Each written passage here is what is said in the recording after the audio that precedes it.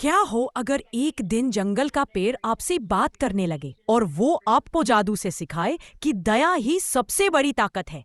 सुनिए उसकी अनोखी कहानी। बहुत समय पहले एक छोटे से गांव का नाम था सुखवन। यह गांव हरे भरे जंगलों से घिरा था। गांव के बच्चे रोज जंगल में खेलने जाते, लेकिन जंगल का एक हिस्सा हमेशा वीरान रहता। गांव वाले कहते, वहाँ एक पेड़ है जो जादुई है, कोई उसके पास नहीं जाता। गांव का सबसे साहसी बच्चा था आरव और उसकी दोस्त थी मीरा। एक दिन आरव ने कहा, चलो मीरा, आज उस पेड़ को देखते हैं। मीरा डर गई। नहीं, सब कहते हैं वहाँ खतरा है। आरव मुस्कुराया, सच्चाई जाने बिना डरना ठीक नहीं। दोनों जैसे ही पेड़ के पास पहुँचे, अचानक पेड़ हिलने लगा। पेड़ ने गहरी आवाज में कहा, स्वागत है बच्चों, मैं हूँ जादुई पेड़। मैं तुम्हें एक रहस्य बताना चाहता हूँ, दया का रहस्य। मीरा चौंकी, पेड़ बोल रहा है। आरव ने उत्सुक होकर पूछा, दया का रहस्य? पेड़ मुस्कुराया, हाँ, अगर तुम सच में दयालु बनोगे तो दुनिया बदल सकती है। पेड़ ने अपनी शाखा से एक चमकता हुआ सोने जैसा बीज गिराया। यह है दया का बीज। इसे अपने दिल में बो और देखो क्या होता है।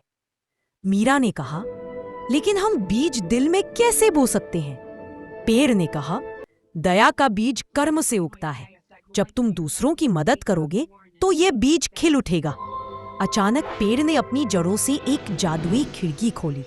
उस खिड़की में उन्होंने देखा, गांव का एक बच्चा पानी का घड़ा उठाने की कोशिश कर रहा था, लेकिन वो भारी था।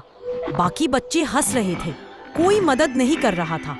पेड़ बोला, अब सोचो, अगर तुम वहां होते तो क्या करते? मीरा बोली, मैं मदद करती। आरव ने कहा, मैं भी। पेड़ ने कहा, यही है दया, किसी की मुश्किल में मदद करना। यही बीज है जो तुम्हारे दिल में बोना चाहिए। पेड़ ने कहा, अगर तुम सच में दयालु बनना चाहते हो तो तुम्हें 3 परीक्षाएं देनी होंगी। पहली परीक्षा शुरू हुई। गांव की एक बुजुर्ग महिला जंगल से लकड़ियां ढो रही थी। उसका बोझ बहुत भारी था। लोग उसे अनदेखा कर रहे थे। आरव और मीरा दौड़े और बोले, दादी, हम मदद करेंगे। दोनों ने लकड़ियां उठाकर उसके घर तक पहुंचा दी। बुजुर्ग महिला बोली, बेटा, तुम्हारे दिल में दया है, तुम्हें आशीर्वाद। पेड़ की आवाज आई, शाबाश बच्चों, पहली परीक्षा पूरी। पेड़ ने अगली खिड़की खोली। उसमें दिखा गांव का एक शरारती लड़का जो हमेशा आरव को तंग करता था। इस बार खुद मुसीबत में था। उसका पैर फंस गया था और वह रो रहा था। आरव गुस्से में था, इसने तो मुझे रुलाया है, अब क्यों मदद करूं? पेड़ ने कहा, याद रखो, असली दया तब होती है जब हम उन लोगों की भी मदद करें जिन्होंने हमें तकलीफ दी हो। आरव ने गहरी सांस ली और उसकी मदद की। लड़का रो पड़ा, माफ करना आरव, मैंने तुम्हारे साथ गलत किया। तुमने सिखाया कि दया सबसे बड़ी ताकत है। पेड़ बोला, बहुत अच्छा, यही है सच्ची दया। दूसरी परीक्षा पूरी। अचानक गांव में हलचल मच गई। गांव के किनारे आग लग गई। एक छोटा कुत्ता आग के बीच फंस गया। मीरा घबरा गई, अगर हम गए तो जल जाएंगे। आरव ने हिम्मत दिखाई, नहीं, हमें दया दिखानी होगी। दोनों ने बाल्टी से पानी डाला और रास्ता साफ किया।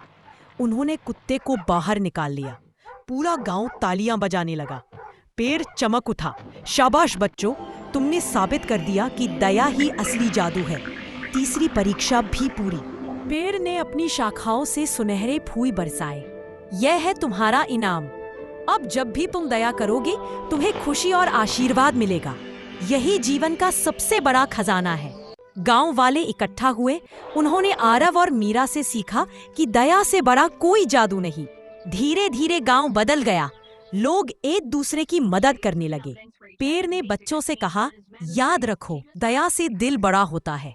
दया लौटकर हमेशा आती है। दया ही सबसे बड़ी ताकत है। अगर तुम दया का बीज अपने दिल में बोओगे तो तुम्हारा भविष्य हमेशा खुशहाल रहेगा। दोस्तों, यह कहानी हमें सिखाती है कि दया ही सबसे बड़ा जादू है। अगर हम सब दया करना सीख ले तो हमारी दुनिया कितनी खूबसूरत बन जाएगी। तो बच्चों, क्या आप अपने दिल में दया का बीज बोने के लिए तैयार हैं?